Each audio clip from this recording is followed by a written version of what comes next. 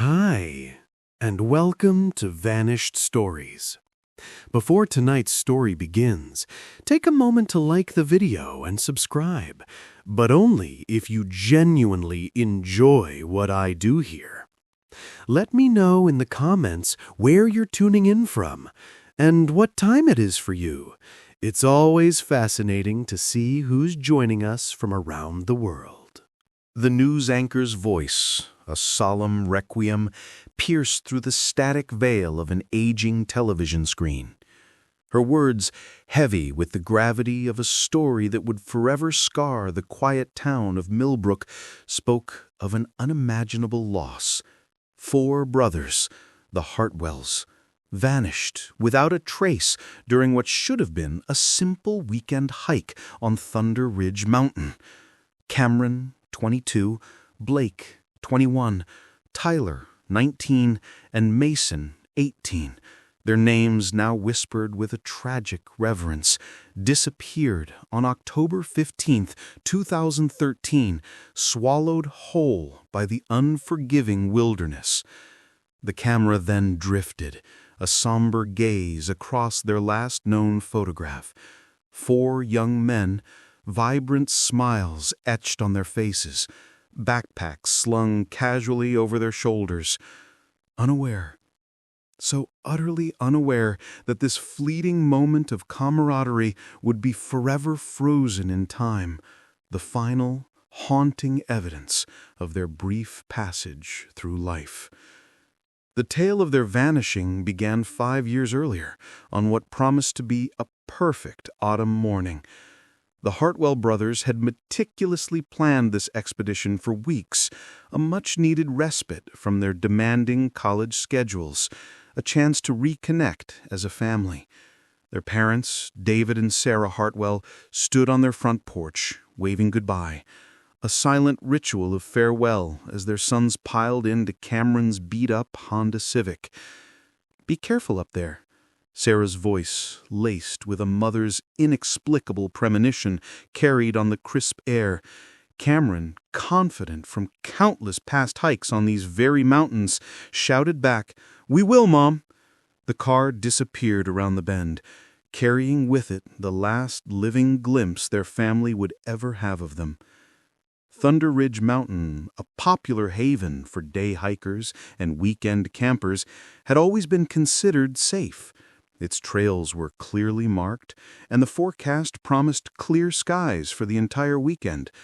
The brothers, having explored these paths since childhood, approached this trip with the ease of a familiar tradition, not a perilous quest. Their packs were well stocked, ample water, 2 days' worth of food, sleeping bags, emergency supplies. Every detail suggested another successful adventure, one of many they would undoubtedly share in the years to come. But by Sunday evening, when the Hartwells failed to return, a cold dread seized their parents. David Hartwell, consumed by an icy fear, immediately drove to Thunder Ridge. Their car remained in the main trailhead parking lot, exactly as they had left it 2 days prior. Unlocked, nothing valuable disturbed, ruling out robbery or any foul play at the immediate site. Local park rangers were alerted, and within hours a massive search operation was in full swing. Volunteers from neighboring towns converged with professional rescue teams, forming an intricate web of search parties that meticulously combed every accessible inch of the mountain. Walter Grimm, a weather-beaten 45-year-old, a former park ranger turned reclusive mountain guide, instantly volunteered to lead the charge. He boasted an unparalleled knowledge of Thunder Ridge, claiming 30 years of navigating its most treacherous areas. "I've pulled more lost hikers off this mountain than anyone," Grimm declared to the assembled teams, his face etched with what appeared to be genuine concern. "If those boys are up there, I'll find 'em." The search coordinator, desperate for expertise, gratefully accepted his offer. Blissfully unaware they were entrusting their hope to the very architect of the brothers' disappearance. Grimm's intimate knowledge of the mountain would prove invaluable, not for rescue, but for the cunning concealment of evidence and the calculated misdirection of search efforts away from the chilling truth that lay buried. For 3 agonizing weeks, hundreds of volunteers scoured Thunder Ridge Mountain. Helicopters, their thermal imaging cameras sweeping the vast expanse, flew overhead, while ground teams meticulously followed every conceivable trail. Search dogs, brought in from the state capitol, their sensitive noses straining, detected no human scent beyond the main trailhead. With each passing day, hope began to fray, replaced by the creeping, horrifying realization that 4 young men had simply vanished into thin air. The first snowfall of the season, arriving earlier than anticipated, draped the mountain in a pristine white shroud, effectively obliterating any remaining possibility of finding footprints or other physical evidence. Walter Grimm, outwardly, appeared more devastated than anyone. He spent countless hours captivating reporters, his frustration and unwavering determination pouring forth. "Those boys are like family to me," he told Channel 7 News, his voice cracking with what seemed to be profound emotion. "I won't give up until we find 'em and bring 'em home to their parents." His impassioned interviews transformed him into a local hero, a beacon of relentless hope when all others had begun to succumb to despair. The investigation officially transitioned from a rescue mission to a recovery operation after 6 weeks, though the case remained stubbornly open. Detective Linda Morrison, the lead investigator, tirelessly pursued every tip and potential lead, but nothing substantial ever materialized. The mountain had swallowed 4 young men whole, leaving behind no shred of evidence of their fate, no solace for their shattered family. The Hartwell parents never truly recovered from their devastating loss. David, unable to concentrate, resigned from his position as a high school principal, his every waking moment consumed by the desperate, fruitless search for his sons. Sarah descended into a profound depression, spending her days adrift in a sea of old family photographs, forever waiting for a phone call that would never come. The town of Millbrook was irrevocably altered by the disappearance. What was once a tranquil community, where neighbors trusted implicitly and children played freely, became a place haunted by unanswered questions and a pervasive, growing suspicion. Local businesses, reliant on tourism drawn by Thunder Ridge Mountain, saw their income dwindle almost overnight. Families, wary and afraid, refused to risk hiking in an area where 4 experienced hikers could simply vanish without explanation. The annual Autumn Festival, a cherished tradition celebrating the town's connection to the mountain for over half a century, was quietly canceled and never revived.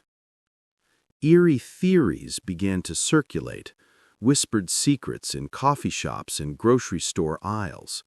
Some residents spoke of government cover-ups, convinced that clandestine military experiments were being conducted in the remote reaches of Thunder Ridge. Others conjured images of unmapped underground cave systems, suggesting the brothers might have tumbled into hidden caverns, trapped beneath the mountain's stony surface. The most disturbing rumors revolved around a serial killer, a predator who stalked young hikers, someone intimately familiar with the mountain's labyrinthine secrets, capable of disposing of bodies where they would never be found.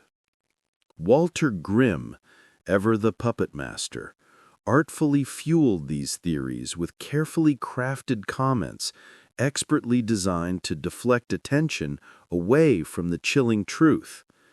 During his frequent appearances at town meetings and community discussions, he would nod gravely, suggesting that something profoundly unnatural was unfolding on Thunder Ridge.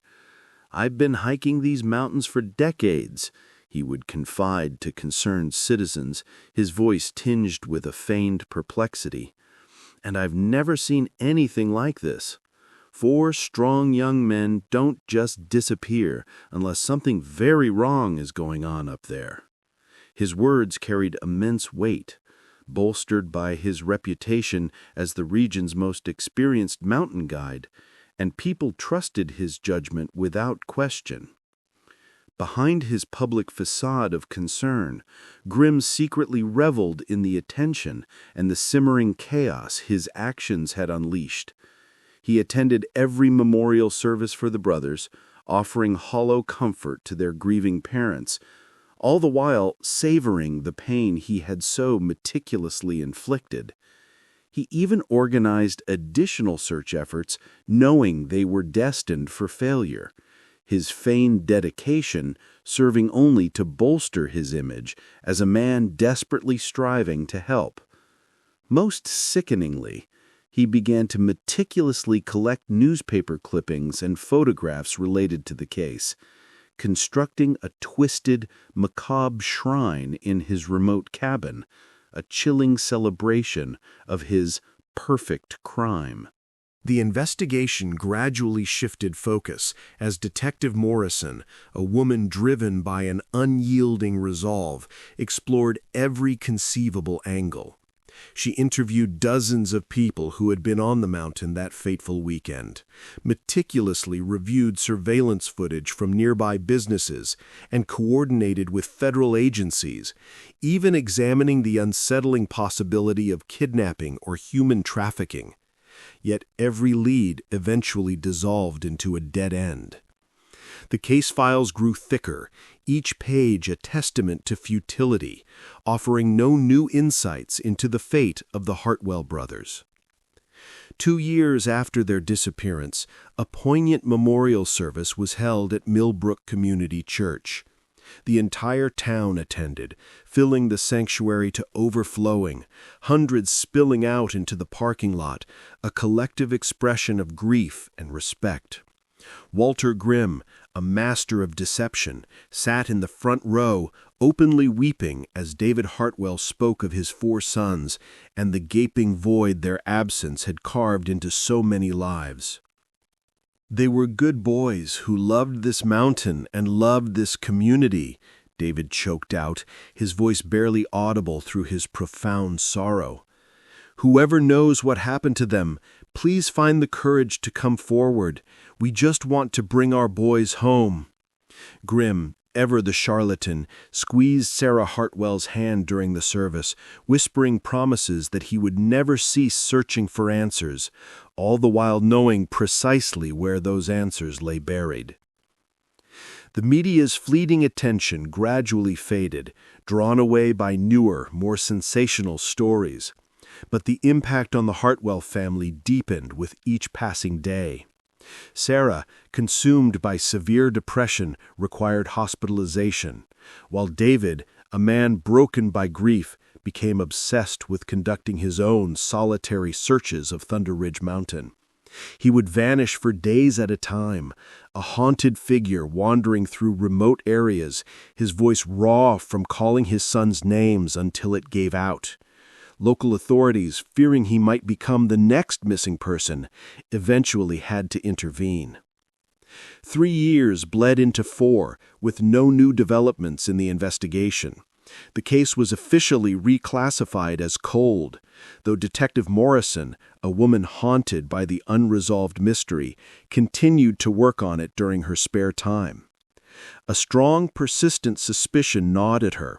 Someone with intimate knowledge of the mountain was involved. Yet without concrete evidence, she couldn't pursue any specific suspects. Her instincts, however, kept drawing her attention back to Walter Grimm, whose eagerness to help seemed almost too convenient. But still, she couldn't find a single tangible reason to consider him a person of interest. Grimm continued his elaborate double life, meticulously maintaining his reputation as a grieving community member, all the while secretly visiting the chilling location where he interred the brothers' remains. He had chosen the site with meticulous care, a remote area of the mountain where landslides and erosion would in time erase any trace of his gruesome activities. The location was far removed from established hiking trails, accessible only to someone with his extraordinary level of expertise and intimate familiarity with Thunder Ridge's hidden passages. By 2018, 5 long years after the disappearance, most people in Millbrook had reluctantly accepted that the Hartwell brothers' fate would forever remain a mystery. The case had transformed into a local legend, a chilling cautionary tale. Parents warned their children about the perilous dangers of venturing too deep into the wilderness.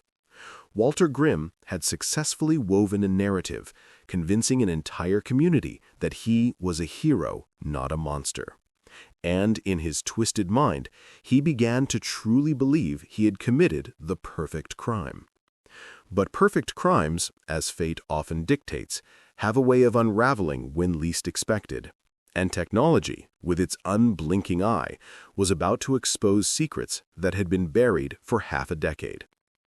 Jaime Rodriguez, a 27-year-old software engineer, had no inkling that his weekend hobby was about to change everything. He had recently acquired a high-end camera drone, his ambition to capture breathtaking aerial footage of the majestic mountain landscape surrounding Millbrook, for his burgeoning YouTube channel. Thunder Ridge Mountain, with its dramatic beauty and challenging flight conditions, offered the perfect canvas to showcase his piloting prowess and his drone's advanced camera capabilities. Despite the mountain's dark reputation, Jaime felt confident that flying high above the tree line would be perfectly safe, and perhaps its mysterious history might even lend an intriguing element to his videos. On the crisp morning of September 23, 2018, Jaime ascended to a high overlook on Thunder Ridge's eastern slope, his drone equipment and specialized backpack slung over his shoulders. The weather conditions were ideal for aerial photography.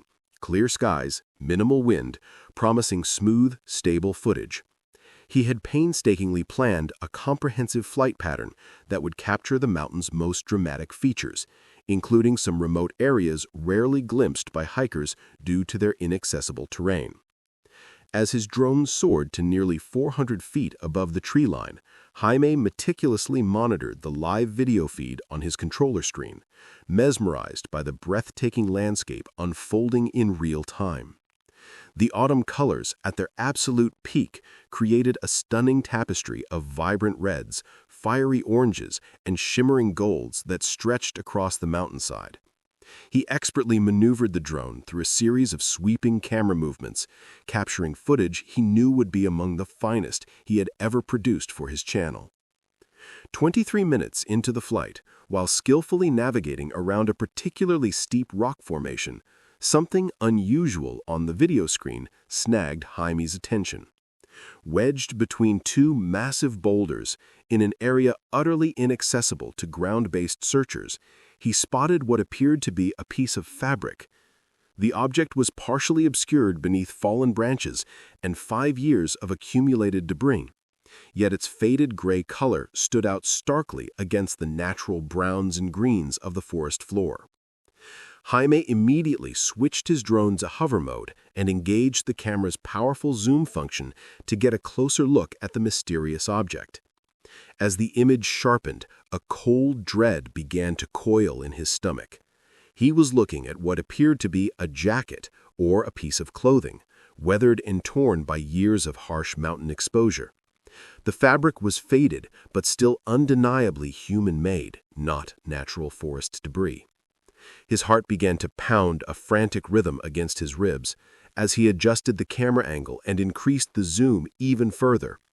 What he saw next made him gasp aloud, nearly causing him to drop his controller. Across the back of the weathered gray jacket, someone had scrawled a message in what appeared to be stark red letters. Despite the fading and weather damage, the words were still chillingly readable. "Help me.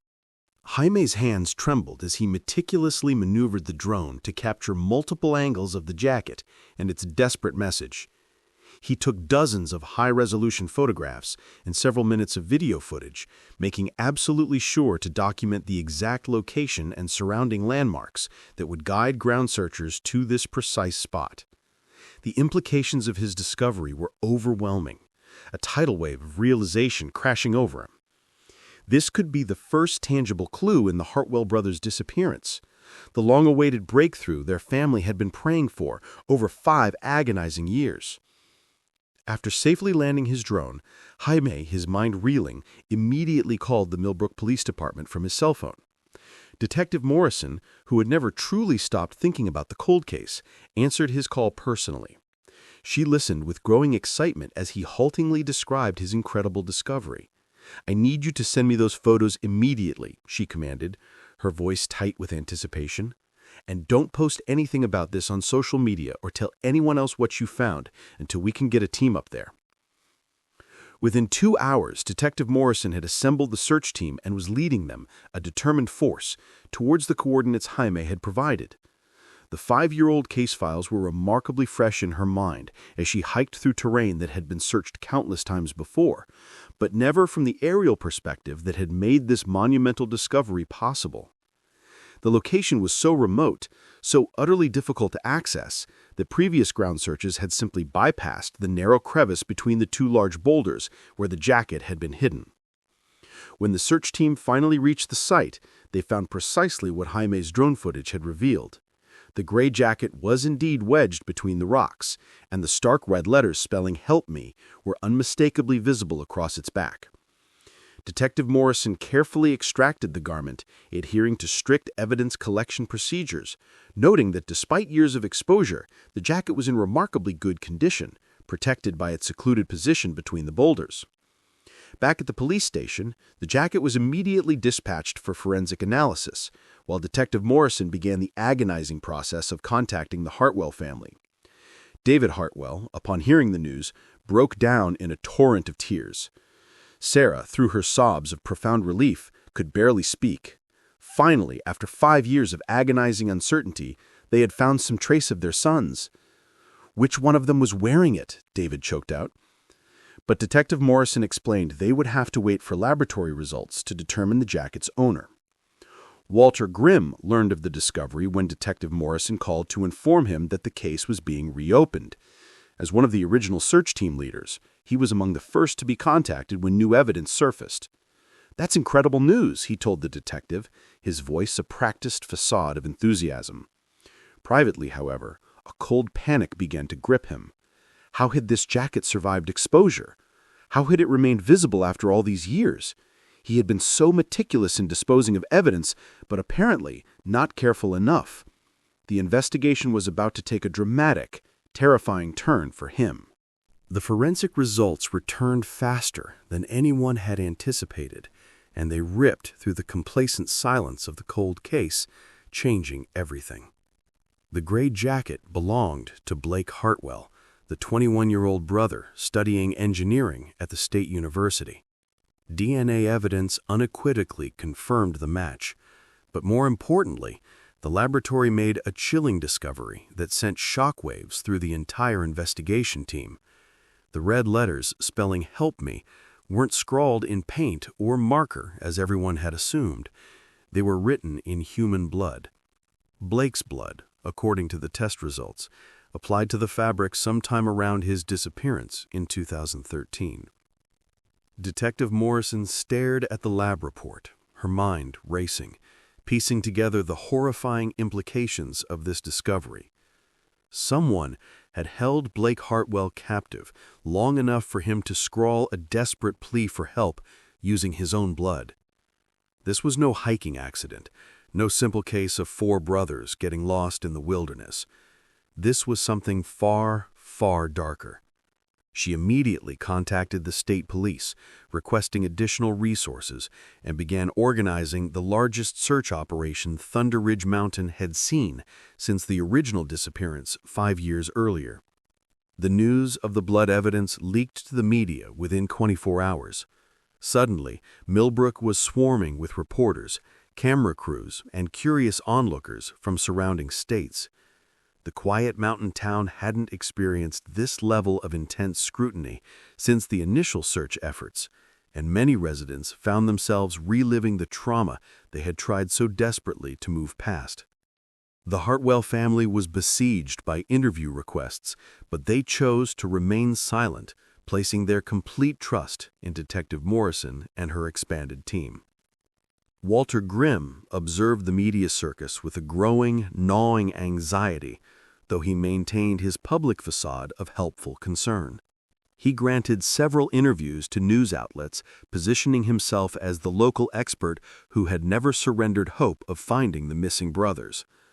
"I always knew those boys were still out there somewhere," he told Channel 7 News, his voice trembling with a practiced emotional display. "Finding that jacket proves they didn't just wander off and get lost. Someone was holding them against their will." His performance was so utterly convincing that several reporters hailed him as a hero, a man who had dedicated years of his life to searching for the truth. Behind closed doors, however, Grimm was frantically attempting to reconstruct every agonizing detail of what had transpired 5 years earlier.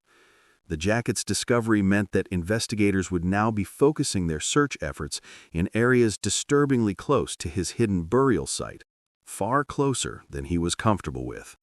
He had chosen that remote location specifically because it seemed utterly impossible for anyone to access it. But the drone footage was irrefutable proof that technology was rendering his perfect hiding place vulnerable to discovery. The expanded search operation commenced 3 days after the jacket's discovery, with teams of investigators, specialized search dogs, and cutting-edge equipment meticulously combing through areas of Thunder Ridge Mountain that had never been thoroughly examined. Detective Morrison had divided the mountain into precise grid sections, each team responsible for systematically searching their assigned area using ground-penetrating radar and thermal imaging devices. The technology available in 2018 was vastly more advanced than what had been used during the original search, providing investigators with tools capable of detecting anomalies buried beneath years of accumulated forest debris. Walter Grimm, maintaining his deceptive charade, volunteered to guide one of the search teams, asserting that his intimate knowledge of the mountain's treacherous terrain would be invaluable to the investigation. Detective Morrison assigned him to Team 4, which was searching an area several miles away from where the jacket had been discovered. Grimm felt a surge of relief at this assignment. It would keep him far from the chilling location where he had actually buried the brothers' remains, while still allowing him to monitor the investigation's progress from the inside. On the second day of the renewed search, Team 2 made a disturbing discovery in a remote valley, approximately half a mile from where the jacket had been found. Hidden beneath a fallen tree and obscured by years of decomposing leaves, they uncovered what appeared to be the remains of a campfire that had been deliberately concealed. The fire pit contained fragments of burned fabric, melted plastic from what might have been camping equipment, and several small metal objects that could have been buckles or zippers from backpacks. More significantly, the search team found partial footprints in a muddy area near the concealed campsite, and these prints appeared to show clear signs of a struggle. The ground itself bore evidence of having been disturbed years earlier, with depressions suggesting heavy objects had been dragged across the forest floor. Detective Morrison immediately called for a forensic anthropologist to examine the site, a chilling suspicion forming in her mind. They might have found the location where the Hartwell brothers had been held captive. The discovery of the hidden campsite plunged Walter Grimm into a state of barely controlled panic. He had burned most of the brothers' belongings at that very location, convinced that the remote site would never be discovered by searchers. Now, investigators were meticulously examining every inch of an area that contained evidence directly linking him to the crime. He began frantically developing contingency plans, desperate measures for disappearing from Millbrook if the investigation moved too close to exposing his monstrous involvement. Detective Morrison was beginning to meticulously piece together a chilling timeline of what had happened to the Hartwell brothers. Someone with extensive, intimate knowledge of Thunder Ridge Mountain had encountered them during their hike, lured or forced them to a remote location, and held them captive for an unknown period of time. The blood evidence on Blake's jacket suggested they had survived long enough to desperately hope for rescue, but ultimately, something had gone horribly, irrevocably wrong. She was now more convinced than ever that the perpetrator was someone local, someone who knew the mountain well enough to conceal evidence for 5 years without detection. The investigation was about to take an even darker, more horrifying turn. On the 4th day of the search, Team 6 made the discovery that would finally expose the truth about the Hartwell brothers' fate. Working in a remote section of Thunder Ridge Mountain, nearly 2 miles from any established trail, they detected unusual soil patterns using ground-penetrating radar equipment. The readings showed clear evidence of earth that had been disturbed and then meticulously replaced, creating underground anomalies that simply did not match the natural geology of the surrounding area. Detective Morrison arrived at the site within an hour, bringing with her a team of forensic specialists and excavation equipment. As the team began carefully removing layers of soil and forest debris, the horrible reality of the Hartwell brothers' fate began to emerge. 3 feet beneath the surface, they uncovered human remains that had been buried in a methodical, deliberate manner. The bodies had been wrapped in plastic tarps and placed in graves that showed careful planning and construction. The first set of remains was identified as Cameron Hartwell, the oldest brother, through dental records and personal items found with the body. The second grave contained Blake Hartwell, whose gray jacket had been the crucial key to reopening this cold case. The third body was identified as Tyler Hartwell, the 19-year-old who had been studying art at the community college. Each grave bore chilling evidence of having been dug with professional tools and filled with a precision that suggested someone with experience in earth-moving or construction work. But when the excavation team finished their systematic search of the burial site, they had only recovered 3 bodies. Mason Hartwell, the youngest brother at 18 years old, was nowhere to be found.